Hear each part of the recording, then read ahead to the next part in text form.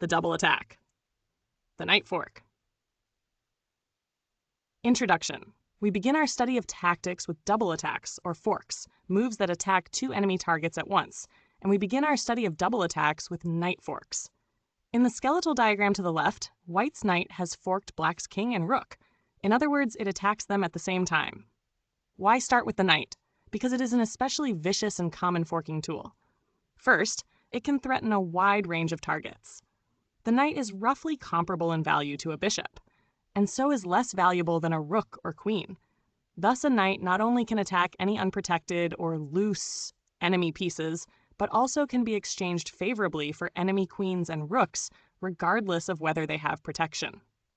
Second, the knight's unique, non-straight pattern of movement creates two advantages. It allows a knight to attack other pieces without fear of being captured by them.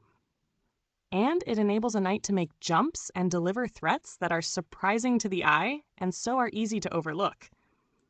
To spot possible knight forks, you will want to become habitually aware of the relationships between your knights and your opponent's pieces, and between his knights and your pieces, especially as the knight progresses up the board. Every rank a knight moves forward tends to bring it closer to forking targets, especially the king. Notice that once your knight reaches its fourth rank, it can attack your opponent's back rank, and often his king, in one move. Thus, in the diagram to the left, white's knight might have been on e4 a move earlier, seemingly pretty far from black's king. Hence the strategic importance of planting knights on central and advanced squares, and the tactical importance of constantly looking for forks your knight might be able to deliver once it is properly developed. The double attack. The knight fork. Introduction. The difficulty in fashioning a fork, of course, is that no matter where your knight sits, you rarely will find a fork lying one move away against a decent player. Leaving two pieces to be forked by a knight on the next move is a blunder almost as bad as leaving a piece hanging outright. Forks have to be manufactured. The challenge is to see when one lies a few steps away. Fortunately, knight forks a few steps away come in a finite number of types that you can learn to search for systematically and, with practice, recognize quickly. Such situations can be sorted into two general types. First, sometimes two of your opponent's pieces sit on squares that can be forked with one move of your knight, but there is some obstacle to your taking advantage of this. Most commonly, the square your knight needs to reach, call it the forking square, is defended by your opponent. The diagram to the left shows such a case, again in skeletal form. White would like to play the fork, knight to f6, check, but he can't. The f6 square is defended by a pawn. We will refer to these as cases where you have a potential fork, a move that amounts to a fork on its face, but that needs to be perfected by overcoming some defensive measure that your opponent has in place. In a moment, we will catalog those defensive measures and how to deal with them. The double attack. The knight fork. Introduction. Second, sometimes you will not have even a potential fork because your opponent's pieces are not arranged for it. There are no two enemy pieces that your knight can attack in one move. Thus, in the diagram to the left, white cannot deliver a fork. But he could if he were able to get black's king to move over a square onto g8.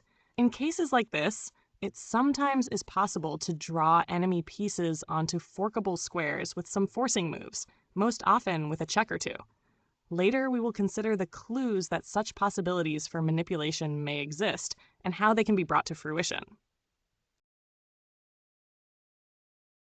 The double attack. The knight fork. Seeing potential forks. Black to move. Now to the matter of spotting knight forks in particular. You may be used to certain forking patterns. Your opponent's king and rook are a square apart on his back rank, inviting you to fork them. But it takes more care never to overlook a potential fork when the board is crowded and the pieces to be forked are not lined up so neatly on the same row. Consider the opportunities here for black's knight on b7. By moving to c5, it can fork 4 white pieces. Find them. By moving to d6, it can fork 2 pieces. Whether either of these forks work is another question. The squares the knights need are guarded, though black has possible replies and so on. But don't worry about that now. It's just an exercise in geometry. We want to see every place where two white pieces are in a forkable position. Seeing only the obvious forking candidates is no good and won't lead to tactical magic. If they are obvious, your opponent can see them too and can avoid them. You want to see all of the possibilities every time they exist. Notice an important feature of the knight's movements. Every time a knight moves, it lands on a different colored square. This can be used to make your searching more efficient. It means that two pieces can be forked by a knight only if they are on squares of the same color. It means that they only can be forked by a knight that lands on a square of the opposite color. And it therefore means that if a knight is in position to deliver a fork on its next move, the knight and its targets must all then be sitting on squares of the same color. This is a valuable idea. Consider it a law of knight forks. To state the practical implication plainly, one way to build your ability to see all the potential knight forks on the board is to look for any two pieces of your opponents that are on squares of the same color as the square where your knight sits. If, as in this case, your knight is on a light square, scan the board for pieces of your opponents also on light squares. Can any two of them be forked by your knight? This only takes a moment. You aren't yet analyzing whether any of the forks would work, but just are reviewing the board visually for simple patterns, a color scan. Sometimes this will be a helpful way to alert yourself to forking opportunities. In other positions, it will be more efficient just to look directly at your knight moves without reference to square color. Experiment. The double attack. The knight fork. Seeing potential forks. White to move. As you do your scanning, you will discover certain additional laws of knight moves that will become part of your visual vocabulary. An important example is that two pieces can't be forked if they are on the same diagonal with one square between them. Thus, the black king and queen in the diagram to the left are on squares of the same color, but there is no square from which a knight would be able to attack them both. This is a familiar pattern, and when you see it, you will not need to pause to think about whether a knight fork is in the immediate offing. The sight of it will be self-explanatory, and you will move on. Similarly, if your knight is on the same diagonal as an enemy piece and separated from it by one square, the knight is 3 moves away from being able to attack the piece. Thus, in the diagram, the white knight is 3 moves from being able to attack the black king. It must move, say, to e4, then to g5, then to e6. Another useful thing to know is that a knight may be able to attack an enemy target 2 different ways, but never more than 2. In the diagram, for example, white's knight can attack the black rook by moving to e4 or d5, and only the latter move creates a fork. This is useful to remember because the first attacking idea you see with your knight may turn out not to be the best one, even against the same enemy piece. Practice broad-mindedness when you scan for forking prospects. It is especially important not to dismiss a possible fork automatically, perhaps half-consciously, when you notice that the square your knight needs is protected by a pawn, or when you see that the fork would involve your opponent's king on the one hand, but a knight or protected pawn on the other.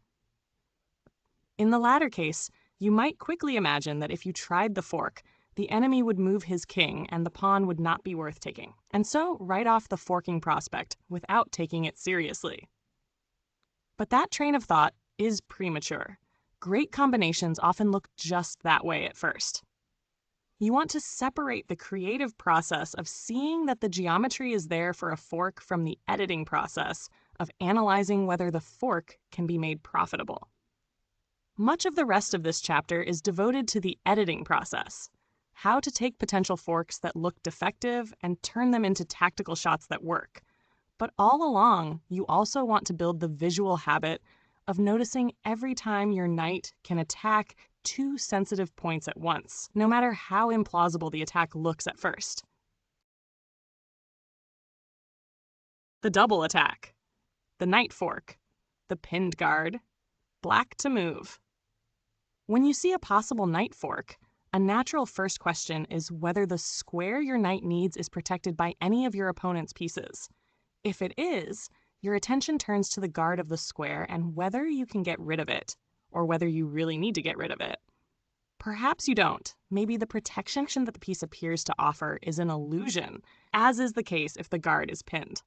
A piece is pinned if it can't move without exposing the king or another valuable piece to attack. Indeed, a piece that screens its own king from attack is subject to an absolute pin, and so cannot legally move. We will study pins in detail in later chapters, but this much is enough to help you see that sometimes a square that looks well defended really isn't.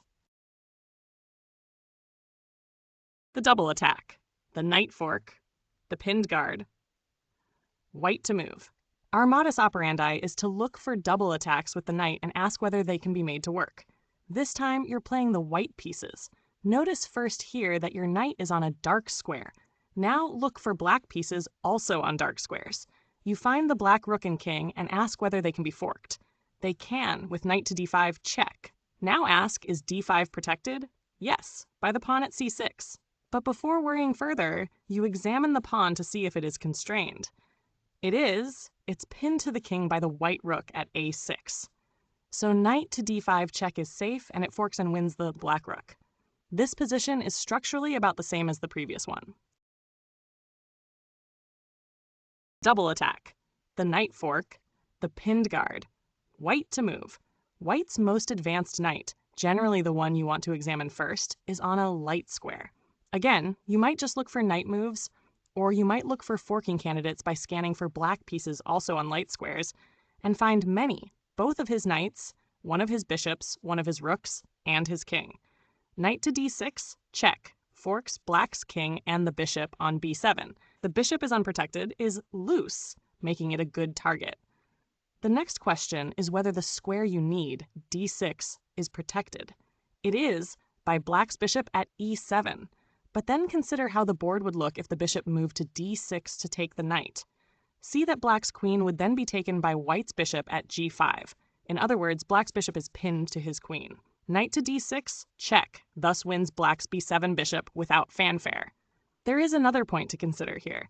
You want to think not just about what your tactical moves will achieve in the way of material gains, but also about how the board will look after the sequence you want to play.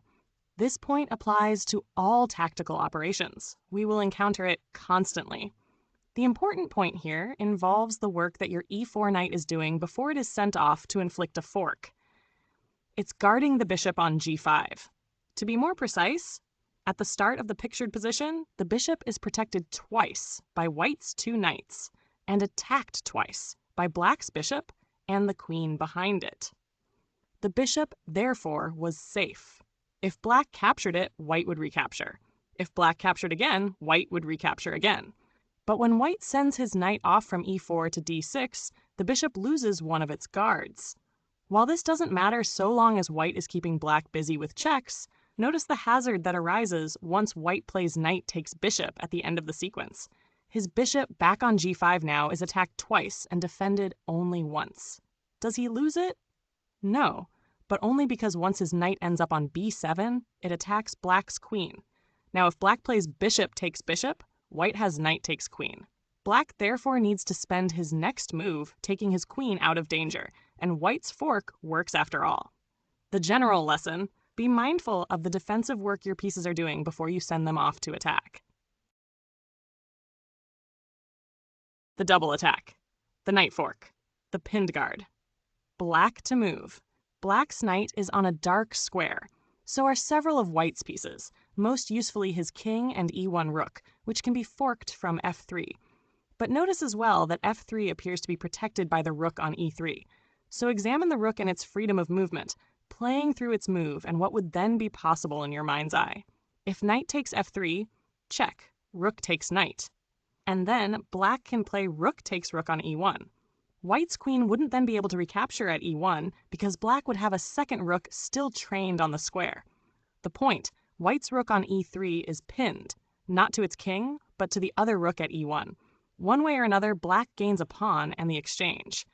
Capturing a rook in return for a bishop or knight is known generally as winning the exchange. The double attack, the knight fork, the pinned guard. Black to move. Here is an important twist. Black's most advanced knight is on a dark square. So are white's queen, king, and rook, with the latter two pieces subject to a fork at c2. But c2 appears to be protected by white's queen. The queen is not constrained by a pin, yet. But examine the fork by actually playing it in your mind's eye, imagining the knight on c2 and not on b4. When you so imagine a move or exchange, pay attention to what lines are opened and closed by it and what consequences may follow, especially new pins and new possible checks. In this case, once the knight moves, the white queen is pinned by black's queen. So play goes. Knight to c2 check. King to f1, queen takes queen. Without this intermediate step, all is lost. Do you see why? Knight takes queen, knight takes rook. This time the lesson is that you do not just ask whether the troublesome piece currently is pinned, you ask too whether it would be pinned if you made the forking move. The double attack, the knight fork, the pinned guard, white to move. A similar problem. White's knight is on a dark square. So are black's king and queen. A fork is indicated at e6. The square appears to be protected by the pawn at d7, so look more closely. Imagine the knight moved, and observe that the pawn then will be pinned by white's queen. Knight to e6, check, thus wins the queen without further ado. The double attack, the knight fork, the pinned guard, white to move. With white's knight and black's king and queen all on light squares, conditions seem right for a fork on f6. Is the square protected? Yes, by the black bishop on e7. If white tries to first capture it with his own bishop, then black recaptures with his queen and the fork is ruined. But again, the trick is to imagine the fork, mentally placing the knight on f6 and not on e4. Then you can see that once the knight moves, the black bishop becomes pinned to black's queen by white's queen, another discovered pin. The point repeats. Don't just ask whether moves are possible. Picture moves. Visualize whatever counter moves seem to make them impossible, and ask what would then be possible if the counter moves were made.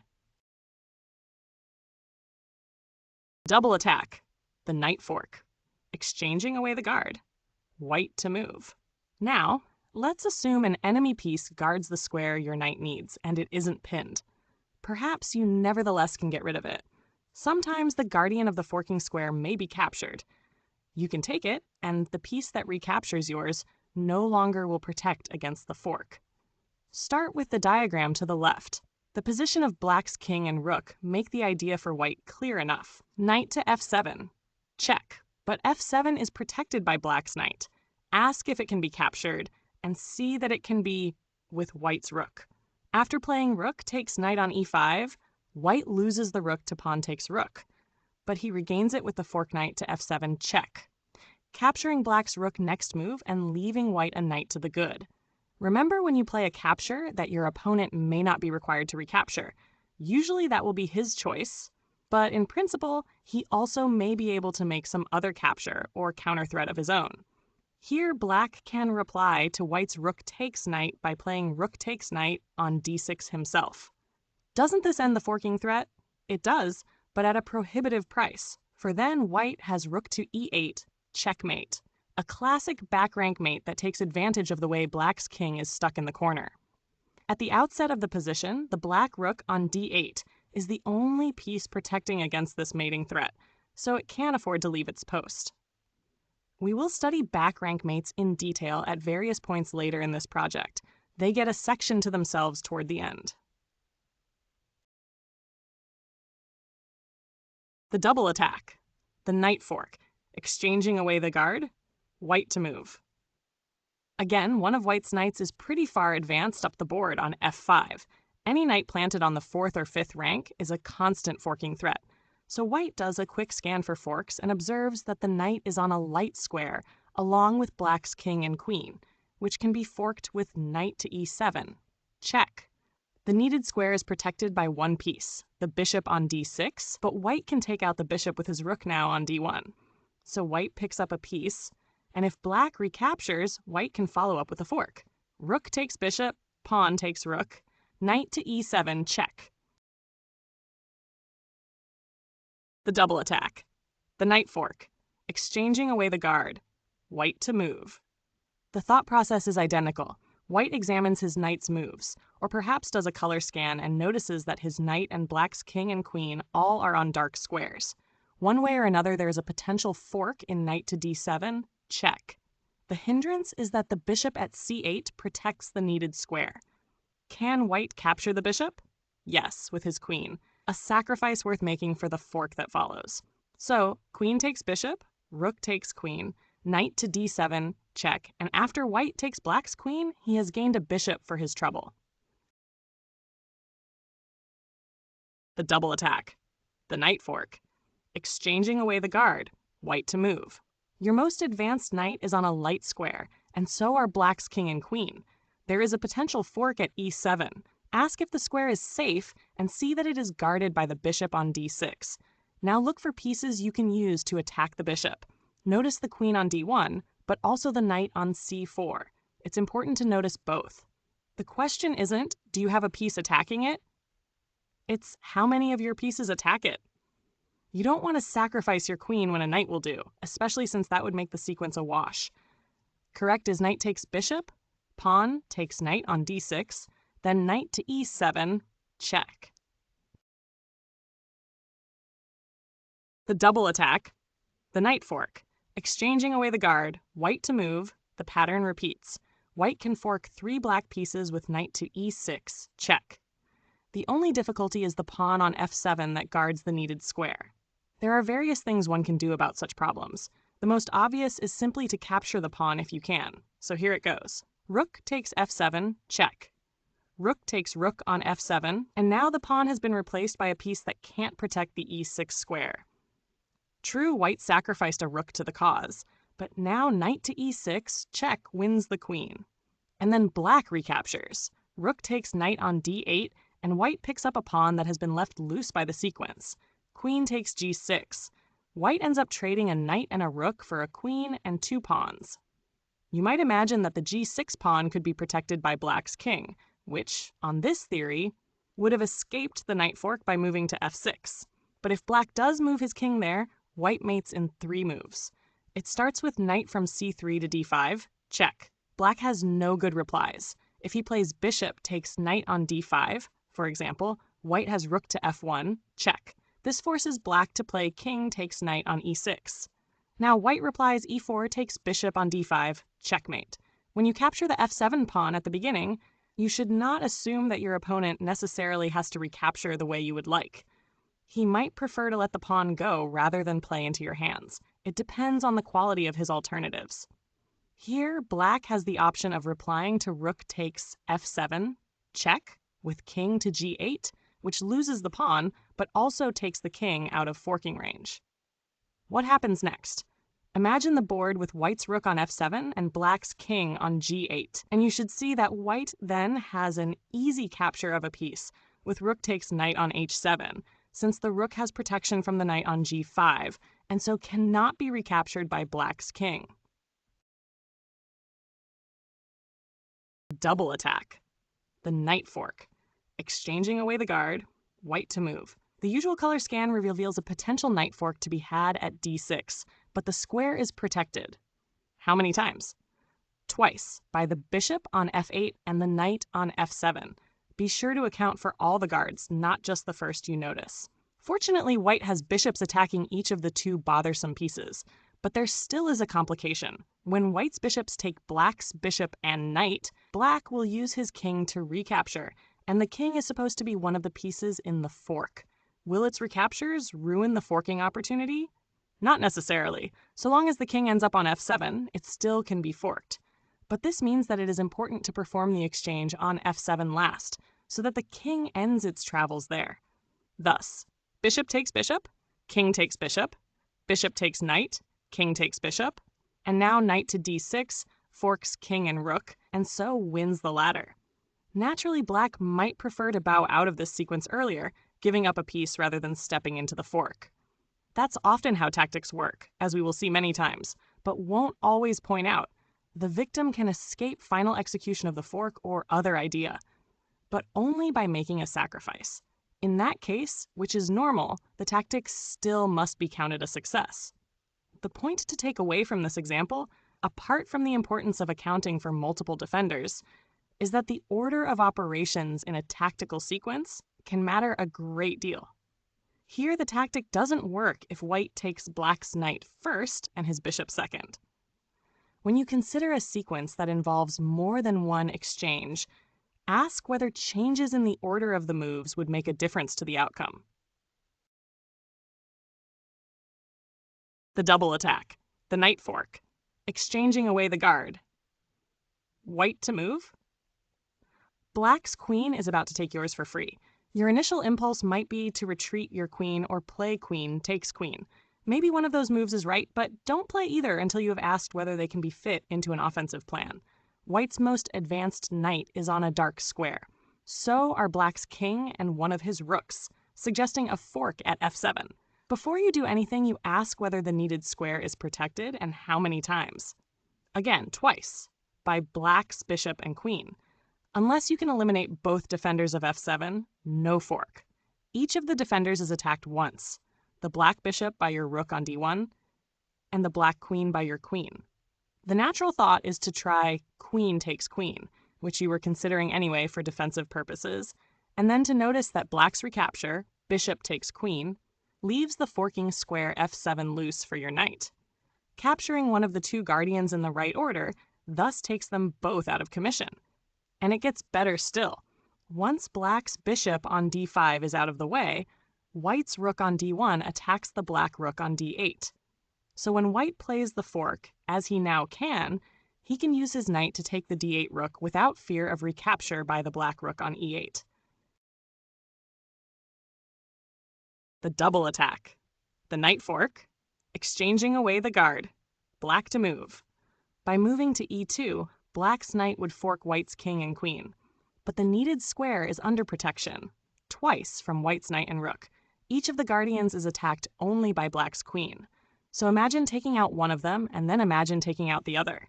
If queen takes knight, then white replies pawn takes queen, or bishop takes queen, and the white rook on e4 still guards the needed square. But if black begins with queen takes rook, then white replies knight takes queen, and now e2 is available for black's knight. Once more, an exchange of one of the two guardians effectively gets rid of both of them, as guardian number 2 has to recapture the piece that captured guardian number 1.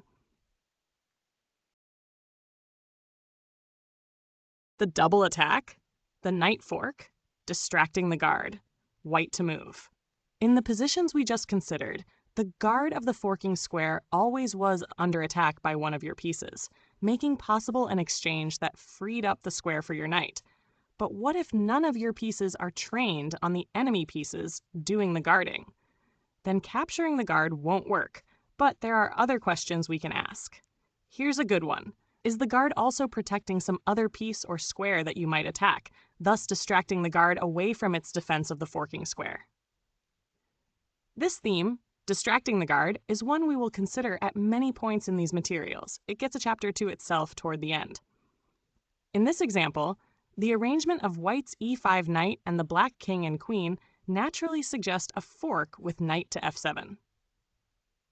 The difficulty is that f7 is guarded by black's rook. This time you can't capture the rook, so ask if it protects anything else you can take. It does. White plays queen takes knight. If black recaptures rook takes queen, the f7 square is left loose and available for white's knight. The fork, knight to f7 check, then wins back the queen with the gain of a piece. The double attack, the knight fork, distracting the guard, black to move. Black has worries. He is up a piece, though white has an extra pawn, but his queen is pinned by white's rook and seems about to be lost, and his knight on f4 is hanging. In other words, it is under attack and has no protection. Look for counterplay before falling into a defensive mindset. Black's knight and white's king and queen are on dark squares, suggesting a possible fork at e2. Alas, e2 is protected by the knight at d4. You look for ways to take out the knight directly but find none. So now look more closely for anything else the knight protects that you might take. It guards the rook at c6, which you can capture with your queen, extinguishing the pin as well. So queen takes rook, knight takes queen, knight to e2 check, and the fork is made. Black wins the exchange, having traded queens and swapped his knight for a rook. Once you see the relationship between the rook on c6 and the potential fork far away on e2, they are connected by the knight on d4, which guards against both of them and thus is overworked. You can choose between exploiting the situation at either end. In other words, you can A, play the sequence just described, or B, start with knight to e2 check, allowing white to play knight takes knight, and then playing queen takes rook. Since the white rook's guard, the knight has abandoned its defensive duties. Which sequence is better? Either way, you end up ahead the exchange, but the first sequence also has the advantage of getting the queens off the board, which magnifies the significance of Black's material edge. That last idea is worth another minute of explanation if it's not already familiar. In simplest terms, the point is this. If you have one piece and your opponent has none, this lets you dominate the game in a way that an edge of 5 to 4 doesn't. So if you win a piece from your opponent and have 5 pieces against his 4, your usual goal is to exchange away the rest of the pieces on the board, making captures when you can. Finally, you are left with the only attacker, at which point your opponent probably resigns, if not sooner.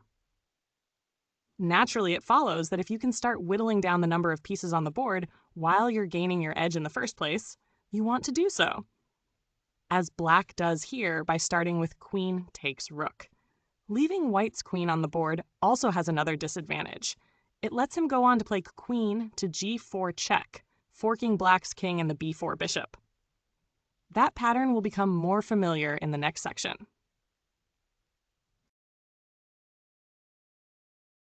Double attack. The knight fork, distracting the guard, Black to move. Black's knight is on a dark square. White's king and bishop also are on dark squares, creating a potential fork at f3, but f3 is protected by the queen at d1. Can the queen be captured? No. Is the queen protecting any other piece that can be attacked? Yes, the bishop at d4, and the bishop already is one of the pieces in the fork.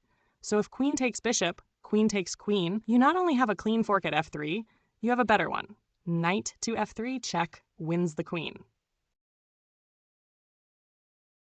The double attack. The knight fork, distracting the guard, White to move. White's queen is under attack. The obvious impulse would be to move it to prevent rook takes queen, but that would be premature. First, take stock of your offensive possibilities. Here you have a knight to work with. It's on a dark square, and so are Black's king, queen, and rook. And the queen and rook can be forked by knight takes f7, but the needed square is guarded by Black's king. Ask whether the king is protecting anything else White can take, and see that it guards the black rook. So, queen takes rook, check, extinguishing the threat with a temporary sacrifice. King takes queen, knight takes f7, check. And when the smoke clears, White will have gained a rook. Here, as in the previous problem, the exchange at the beginning both made the fork possible and improved it by turning the guardian of the forking square into a target. Notice that Black really has no choice but to take White's queen with his king.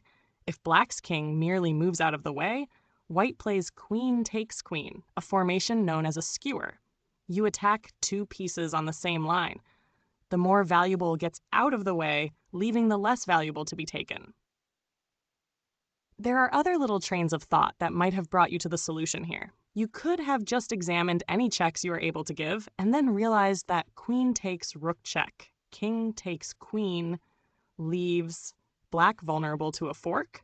Or you might have seen that White can attack the Black queen via knight takes f7, and wondered whether there was a way to draw Black's king onto another dark square that also could be attacked from f7. Equivalently, you might have noticed that the Black king and queen are both on dark squares, but on the same diagonal 1 square apart, an arrangement that cannot be forked. Dragging the royal couple apart by an additional square makes the fork work. The double attack. The knight fork, distracting the guard. White to move. White's knight is on a dark square, as are Black's king, queen, and both rooks. A fork at g6 suggests itself.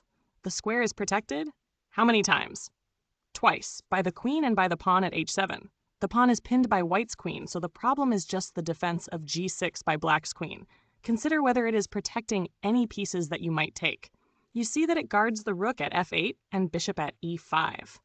You can't capture the bishop, but you can take the rook with rook takes rook. This looks a lot like the previous problem, but with a small difference. The rook at f8 is protected twice, by the other rook at d8, as well as by the queen. If black retakes with his other rook instead of with his queen, you still won't have a fork, but then you will have another rook at f1 that you can use to attack again. Hence, rook takes rook, check, rook takes rook. Rook takes rook, check, queen takes rook. Knight takes g6, check, and the fork is complete.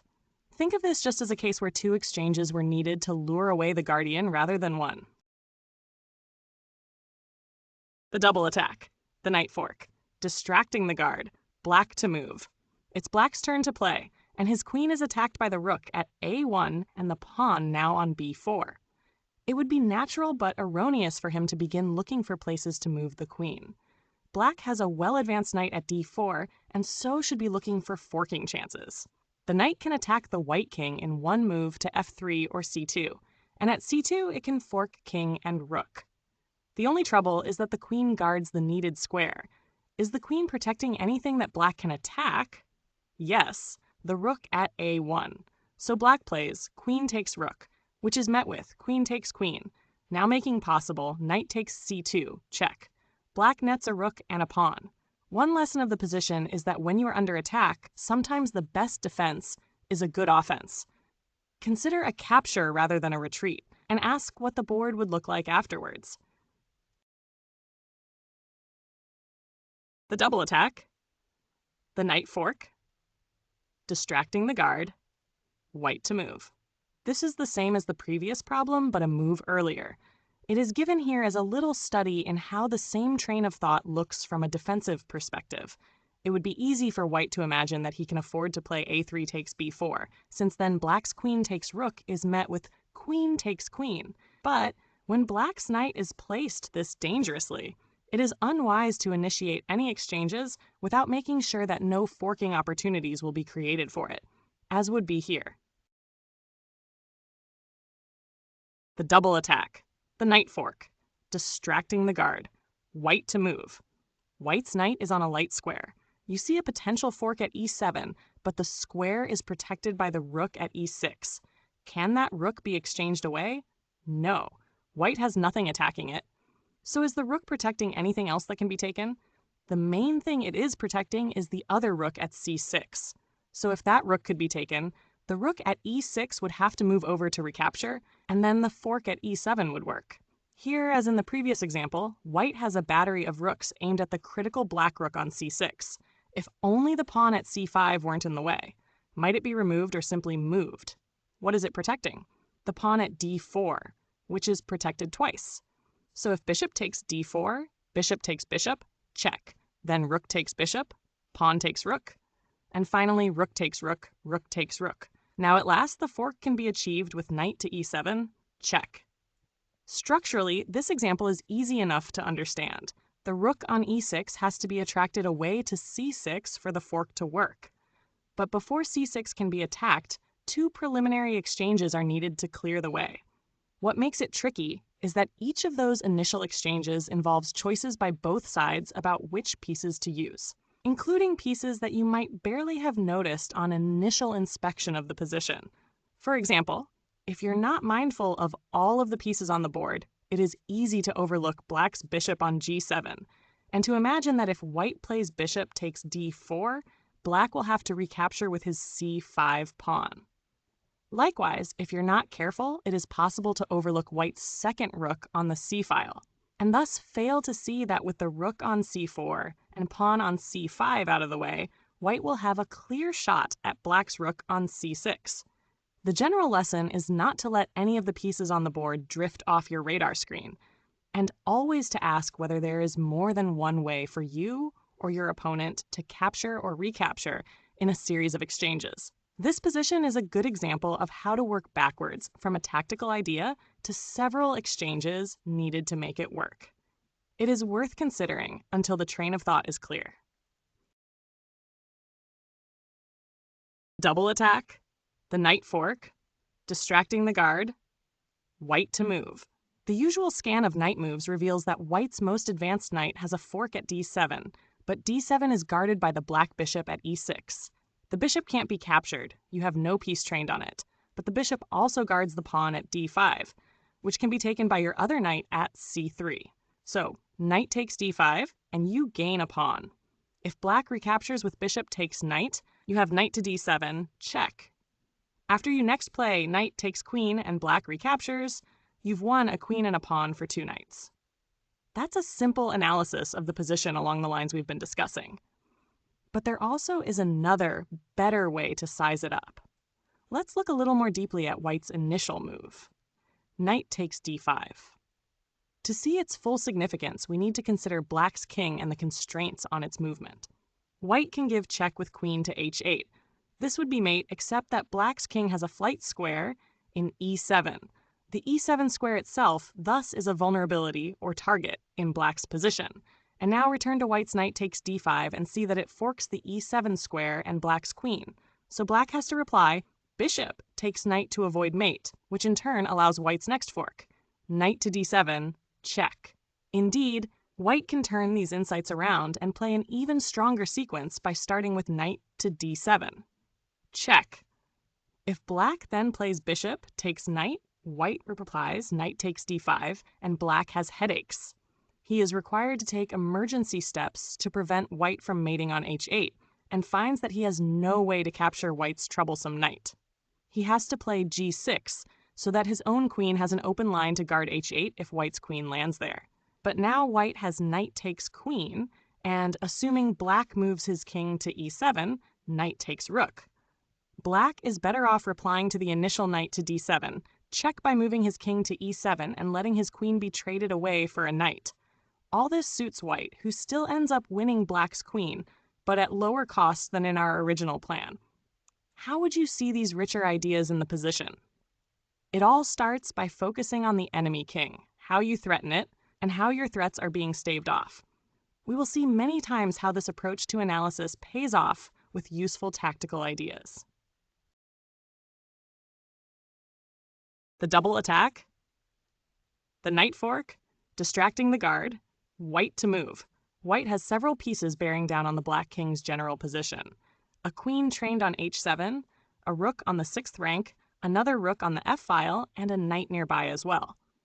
Focus on that last piece.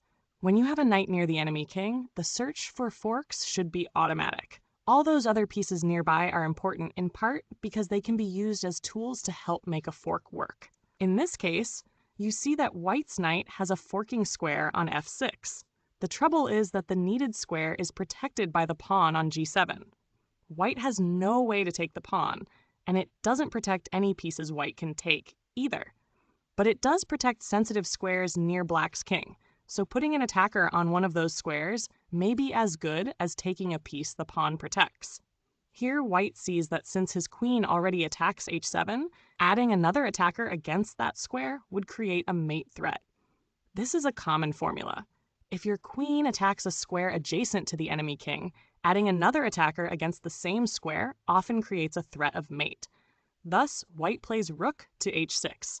The rook now provides the cover white needs to play queen takes h7, checkmate, next move. To prevent this, black has to play the g-pawn takes the rook on h6. And now the f6 square is available for white's knight. He plays knight to f6, check. And after knight takes queen next move, white has won a queen for a rook. We see again the power of combining our knowledge of the knight fork with a close look at your mating threats against the enemy king. The double attack. The knight fork, distracting the guard. White to move.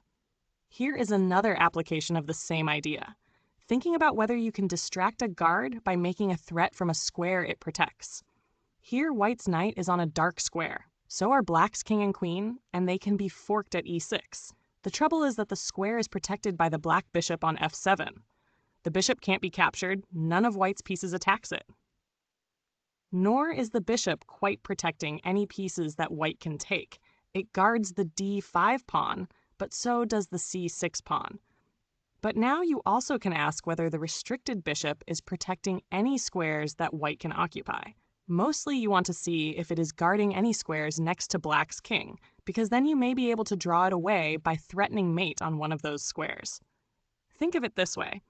The bishop on f7 is confined if it wants to prevent the fork knight to e6, to the diagonal running from a2 to g8. It really cannot afford to go off on the e8 to h5 diagonal, so look for play there. What you find is that if white's rook moves forward a square to h5, it checks the black king. The king wouldn't be able to capture it because the square also is attacked by a knight, so black would have to respond to the check in some other way. Let's consider the possibilities. One option would be for him to take the rook with his bishop, which would clear the way for the fork white seeks. The idea is rook to h5 check, bishop takes rook, knight to e6 check, king to f6, knight takes queen. This looks strong, and it is, but take a moment to ask how black will reply at the end. He has rook to c8, attacking the knight, and this turns out to be surprisingly troublesome, since the knight has nowhere safe to go. Knight to a6 is met with rook to a8, renewing the attack, and the knight still has no retreat. But instead of moving to a6 in the first place, the knight can take a pawn on the way down by replying to the rook on c8 with knight takes d5, and then after black recaptures, the c-pawn takes the knight on d5. White grabs yet another black pawn and creates a passed pawn of his own, with bishop takes b5. So in the end, white ends up winning a queen and two pawns for a knight and a rook. Another possibility is that black could reply to rook to h5 by moving his king to f6. So look for your next check and find rook takes f5. When the king moves again in response, you ask whether any black pieces will have been loosened, that is, left unprotected by all this activity, and you find king takes knight for white. This problem is a good example of a valuable general point. Effective combinations often require both pattern recognition and skill at identifying forcing moves, especially checks, and their consequences. The key move here, rook to h5 check, might have been spotted in an effort to make the fork work, or it might as well have been spotted just by examining the consequences of any checks you can give and any vulnerabilities of the enemy king. You notice that one of the possible black responses to this particular check would be bishop takes rook. You imagine the board with your rook and his bishop moved, and a simple color scan or inspection of knight moves reveals the fork waiting at e6. If black instead responds to the check with king to f6, you look for the next check, and so forth. The double attack. The knight fork, distracting the guard, black to move. Here is another more complicated sequence. It will take a bit of patience to untangle. Black's knight is on a dark square in white's territory. Also on dark squares are all of white's most valuable pieces, king, queen, and both rooks. Start by just looking at each of the knight's moves in search of potential forks. There are two, knight to e2, check, forking white's king, queen, and rook, and knight to d3, attacking both rooks. Now carefully identify what prevents either of those two moves. Knight to e2, check, is stopped by one thing, the rook at e1 that protects the square. Knight to d3 is stopped by two things, the knight at f2 and queen at g3 that both protect the square. Take stock next of what resources black can bring to bear against those guardians. White's queen can be taken by black's queen. As for the knight at f2 and the rook at e1, neither of them can be captured by black. So next consider whether they are guarding anything black can attack. And they are. They both protect the knight at e4. Can black attack that knight? Yes, twice, with the bishop at f5 and the queen behind it. Now begin thinking about possible move orders and their consequences. Always bear in mind that you are hoping to free up either d3 or e2 for your knight. Try bishop takes knight. How will white respond? There are two possibilities if he chooses to recapture. Knight takes bishop or rook takes bishop. If knight takes bishop, then one of the two guardians of d3 has been eliminated. Only the queen remains, and it can then be taken with queen takes queen. After white then plays the h-pawn takes the queen, black can play knight to d3, forking the rooks. If white instead plays rook takes bishop, the rook still guards e2, but black can attack it again. Remember that when two pieces are lined up like the queen and bishop here, they attack e4 twice. So black plays queen takes rook, and after white replies with knight takes queen, the e2 square is available for knight to e2. Check, forking white's king and queen. The conclusion: black wins by starting with bishop takes knight, because any recapture white makes in response leads to a knight fork for black. This position is tricky because black has two offensive options, and white has choices to make as well in response to bishop takes knight. But a methodical examination of black's goals, the impediments to them, and white's possible replies to black's captures nevertheless breaks it all down easily enough. The double attack, the knight fork, distracting the guard, white to move. Black's knight on d4 is creating a great deal of trouble. It's about to take white's queen and also threatens a fork at e2. The natural idea is to take the knight, but with your bishop or with your own knight. Consider what else you can do with either of them. White's knight is on a light square, and so are black's queen and rook, and his king. But for now, only the queen and rook are within range. White would like to play the fork knight takes e5, but now he can't. The problem isn't the pawn on e5, it's the pawn on f6 that guards e5. White has no other pieces he can use to capture either pawn. But the more natural way to get rid of troublesome pawns is to capture things they protect, for then they move to recapture and no longer guard the squares they once did. So white breaks the logjam with bishop takes knight. Forcing black to recapture with e5 takes bishop. Now the path is clear for white to play e4 to e5. Still in an effort to get the f6 pawn to move, black has to play f6 takes e5. If he instead moves his knight away from d6, white pushes the pawn to e6 and forks the rook and queen with cover from his own queen at b3. At last, nothing guards e5, so white can play knight takes e5, forking queen and rook and winning the exchange. Observe how the whole sequence was driven by an idea. If the f6 pawn could be lured off of guard duty of e5, the fork would be possible. So white works on ways to attract it away with captures and threats. The double attack, the knight fork, distracting the guard, white to move. Here is the same position still one move earlier. The train of thought starts the same. But here there is no way to get the e5 pawn off of its square by attacking something it protects. For it protects nothing. Observe the difficulty of forcing an enemy pawn to move when it protects nothing that you can capture. Don't give up though. Can you play a forcing move that will cause one of the pawns to then protect something else, creating a way to break the jam? If white somehow could force a black piece onto d4, then he could take it with his bishop, initiating the sequence described a moment ago. So, he experiments with threats. a2 to a4 forces the knight to move, and to where? A knight has a maximum of 8 places it can move when attacked. And when it's near the side of the board, the number is smaller. Here there are just 6 squares it can reach, and only one that is available and doesn't result in immediate capture. Black plays knight to d4. And now the stage is set for the sequence examined in the previous problem.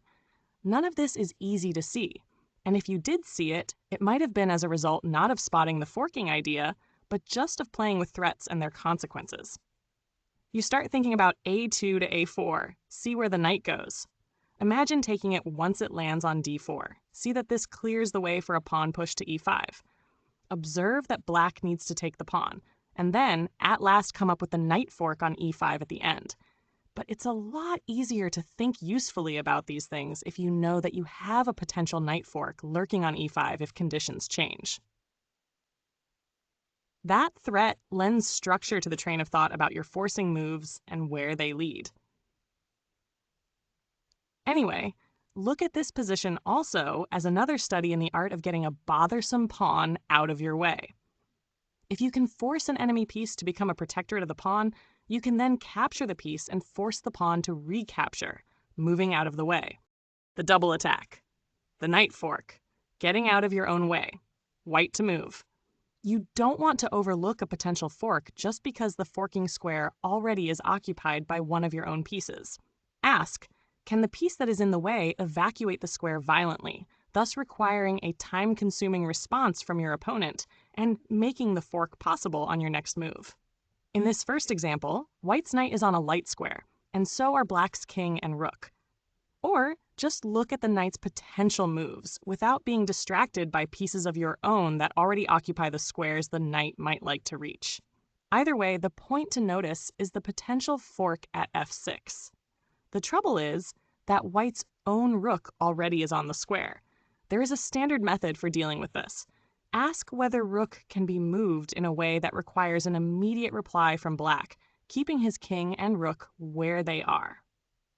A capture is good for the purpose, and the one possible here is rook takes knight. It calls for black to respond b7 takes rook. And white then follows up with knight to f6. Check. Keep track of what you are losing and gaining. Here you have sacrificed a rook for a knight and are about to win a rook, but then won't you lose your knight after the fork, leaving the sequence awash? No, though that would be true if black could respond to the fork with king to f8. For then after knight takes rook, black could play king takes knight. But here black can't play king to f8 because white has a pawn guarding the square. Black has to play king to h8, and then white wins the rook cleanly. When we say that white's initial rook takes knight requires or calls for black to play b7 takes rook, this should not be taken literally. If black sees this sequence coming, he will respond to rook takes knight by forgetting about his lost knight and instead moving his king to avoid the fork at f6. This is a point common to many of our studies. You have a series of captures that lead to a smashing finale if your opponent recaptures after each of them. But of course, he may not recapture, leaving you with lesser gains. In a good game of chess, this often is the importance of seeing tactics. You may or may not actually get to play the fork, but seeing the threat of it allows you to make other gains.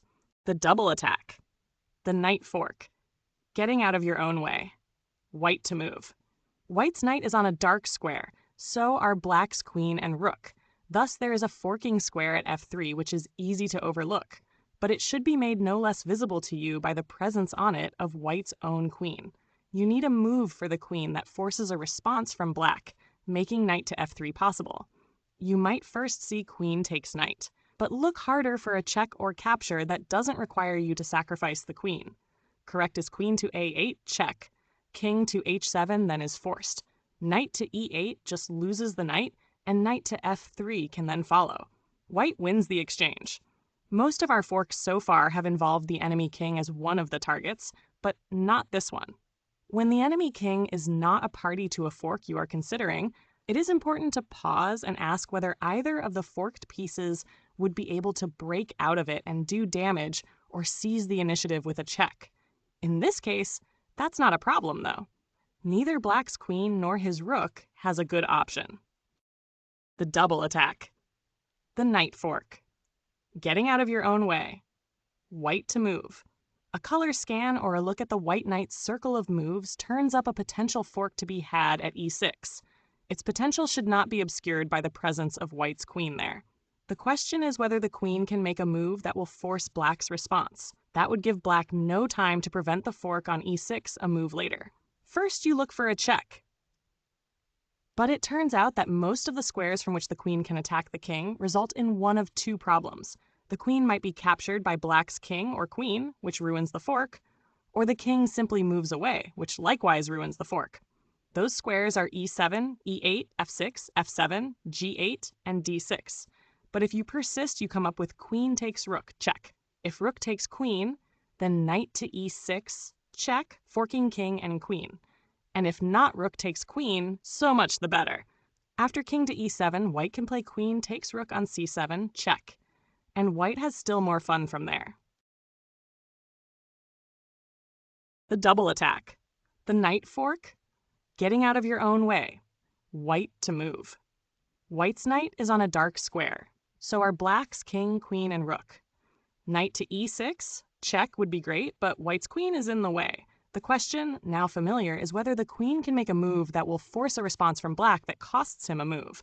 You might start by examining, if briefly, any checks the queen can administer. But all of them cause either black's king or queen to move, ruining the fork. So now look for captures the queen can make without giving check. There is just one. Queen takes knight. What follows from that? Either g6 takes queen or rook takes queen. And either way, knight to e6 check picks up black's queen and wins a knight with the sequence. Incidentally, it may come as a small surprise to you to hear that white's rook on c1 is doing absolutely essential work in this position. Do you see why? It protects f1. If the rook on c1 were gone and f1 thus were unprotected, black would reply to queen takes knight with rook takes queen, aiming his rook at white's back rank. And then after white finishes his knight fork with knight takes queen, black has rook to f1. Checkmate. Checkmating white's trapped king. The moral: be ever mindful of your own king's vulnerabilities and how any offensive sequences you are planning may unexpectedly expose it to checks, and worse, that are not possible on the board in front of you. The double attack, the knight fork, getting out of your own way, white to move. This example combines two recent points we have studied. The initial key is to see the potential knight fork to d5, despite the fact that you already occupy d5 with another piece. The question is how best to vacate the bishop from the forking square. It runs on the light squares, and the king is on a dark one, so the bishop won't be able to deliver a check. Is there anything that it might capture? Yes, black's bishop. But before you play bishop takes bishop, notice, as would be obvious in a game, that black is about to play queen takes queen, ruining your fun. So the correct play goes queen takes queen, rook takes queen. Then bishop takes bishop, b5 takes bishop, knight to d5, forking the rooks. This position, like the previous one, contains a rook that looks unassuming, but that provides crucial support for the whole sequence. The one on f1. Imagine it gone and rethink the position. Now in reply to knight to d5, black moves his rook from e7 to d7. And if white then plays the capture knight takes rook on f6, black has rook takes rook on d1. Check. In effect, black uses his rook to pin the white knight to the white rook on d1. In the actual position, white's rook on f1 prevents this because it protects the rook on d1. The general lesson you can draw from this little note is that loose pieces, as the d1 rook would be if the f1 rook were gone, are a hazard. Even if they don't appear to be part of the action, they can find themselves suddenly captured during or after a sequence you are planning elsewhere. The double attack, the knight fork, unsuitable targets, black to move.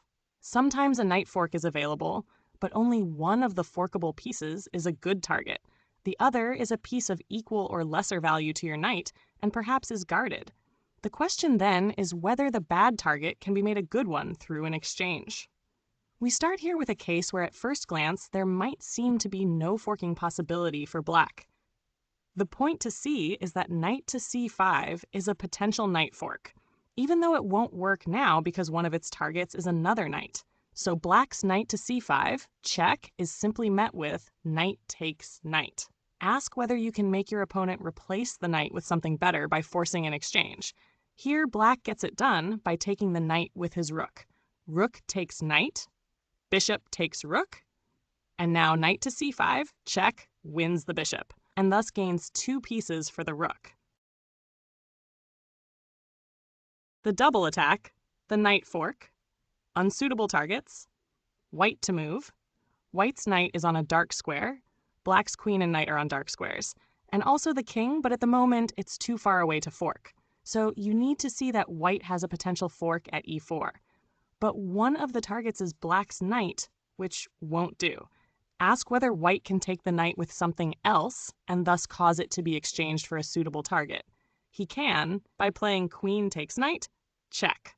If black responds king takes queen, white has knight to e4, check, forking king and queen. He ends up gaining a knight.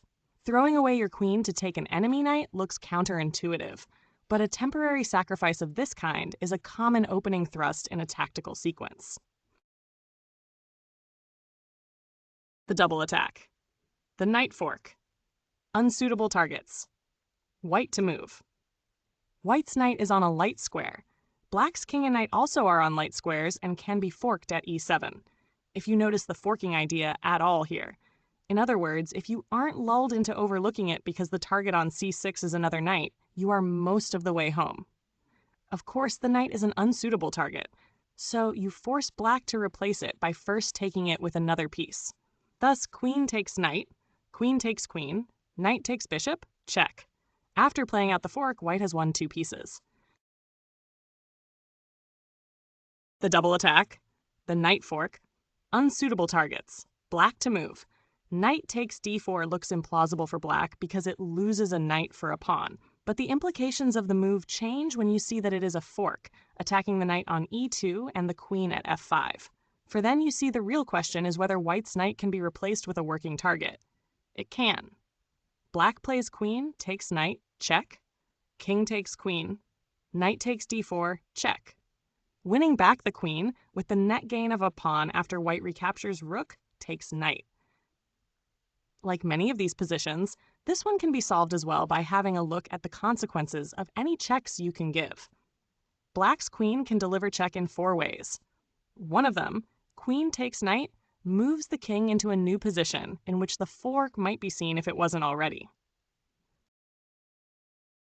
The double attack, the knight fork, unsuitable targets, white to move. White's knight is on a light square, as are black's queen and knight. The structure of a fork is there. If the black knight could be replaced with the king, the fork would become playable with knight to c5. So ask whether the knight can be taken by any of white's pieces, and see that one of them, the rook, is ready to do the job and with check. After rook takes knight, check, black appears to have a choice of recapturing with his queen or king, but on closer inspection, the queen is pinned. So the only recapture is king takes rook, and then knight to c5, check, follows. And again, the same result can be reached by just experimenting from the outset with the check. Rook takes knight, check. After the recapture king takes rook, you see black's king and queen in the telltale position for a knight fork. The double attack, the knight fork, unsuitable targets, white to move. White's knight is on a dark square along with black's knight and king. There is a potential fork at f5, but the g3 knight is pinned. f5 is protected by both queen and knight. And anyway, the fork is of no use because it ends up trading a knight for a knight. So it's only the barest glimmer of an idea. But when you ask whether you can capture the d4 knight with something else, and what happens then, you find queen takes knight, check. Queen takes queen, knight to f5, check, a knight fork that wins a piece.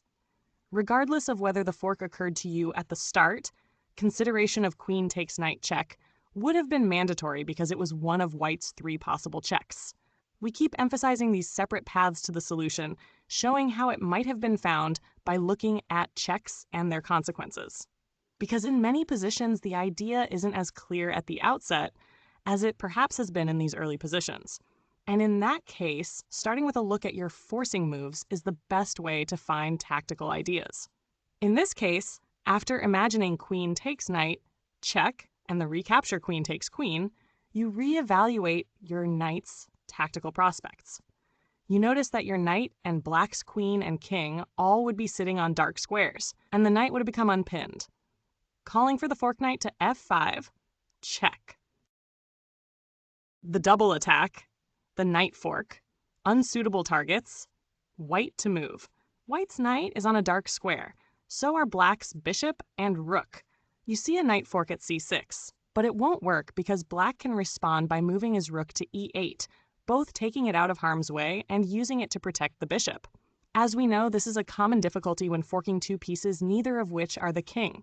One often can move to protect the other. Can you improve the target by capturing one of the pieces and forcing an exchange? Yes, with rook takes bishop, check, to which black replies king takes rook. Then comes knight to c6, check, and now white wins the rook. Moving the rook to protect the other piece doesn't work anymore for black because now the other piece is a king. The double attack, the knight fork, unsuitable targets, white to move. White's knight is on a dark square. Both of black's rooks and his bishop likewise are on dark squares and are positioned for a fork at d7. Black's queen guards the square, but can be eliminated with the simple capture queen takes queen. Consider black's possible replies to that move. Rook takes queen is out because the rook is pinned. It will have to be king takes queen or bishop takes queen, either of which leaves d7 available for white's knight. Yet this is no good, because then knight to d7 is met by black with rook takes rook. Again, when you are forking pieces and none of them are a king, you need to ask what damage any of them might be able to do while breaking out of the fork. And anyway, you should not be settling for a fork of a bishop and rook when the king is so close to being on a forking square as well. So after the exchange of queens, white plays rook takes rook, check, king takes rook, then knight to d7, check, winning a rook with the sequence. The double attack, the knight fork, unsuitable targets, white to move. Now combine the current theme with an earlier one. A routine color scan, or a look at your checks, or a look at your knight moves, turns up a potential fork of black's king, good, and knight, no good, to be had by playing knight takes c6. Can the knight on b4 be exchanged for something better? And what about the fact that the forking square, c6, is guarded? Experiment with exchanges that may clarify the board. Rook a4 takes knight leads to rook takes rook. Now the fork has a better target in the rook, but the forking square still is protected by the second black rook at b6, so it becomes a straightforward problem of attracting away the guardian of the forking square by attacking a piece it protects. Just do another exchange. Rook takes rook, rook takes rook, then allows knight takes c6, check. The double attack. The knight fork. Unsuitable targets. White to move. This one takes a little imagination. You might start by seeing the capture you have available. Queen takes knight. It doesn't work because black's knight is guarded by its queen. Might you be able to chase away the queen, as with knight to c5 or knight to f8? No, because the queen just moves to another square from which it guards the knight. For example, queen to e8 or queen to d6. But when your own knight is nearby, the thought of a fork always is there, and now such a possibility comes into view. Notice the position of black's king and knight. They are on squares that are poised to be forked. If black's queen were substituted for his knight, white's knight could fork them if it could get to g6. White's knight can't get to g6 from its current perch, but in 2 steps it becomes possible. First comes knight to f8, attacking black's queen. The queen moves any place where it still can protect the knight. White plays the exchange. Queen takes knight, queen takes queen. And now knight takes g6, check, imposes the fork, wins back the queen, and gains white a piece. Another way to think here, the reader can judge its utility, is to say it's a case where the knight isn't on the right colored square at the start. So it needs to make 2 moves rather than 1. First, a move to a dark colored square to match the one where the king sits. Then, after the queen is likewise moved to a dark square, the fork from g6. But notice that this pattern of 2 knight moves is likely to work only when the knight makes a threat on its first move, which keeps the opponent too busy to do anything about the forthcoming fork. In this case, the initial move knight to f8 threatens black's queen, so his choice of replies is very limited.